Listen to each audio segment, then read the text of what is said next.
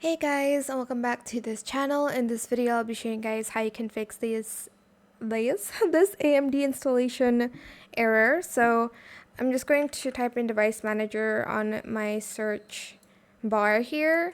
Go to display adapters, right click on your driver here and select update. Search automatically, and as you can see, it's been installed. If that doesn't show up, go back.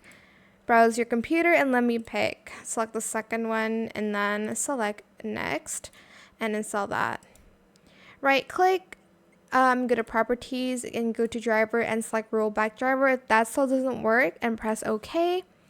If that still does not work, you just need to update your Windows, and that's all of the advice that I can basically give to you. Besides that, I'm not quite sure, but I hope this works out. I hope it was helpful for you guys. Don't forget to like, comment, share, and also subscribe to this channel if you haven't done that already. If you have any more questions about this video, just leave it in the comment section down below. I will try my best to answer them all for you guys, and if you found this video helpful, please click the thanks button as well. That is it. Thank you so much for watching. Bye.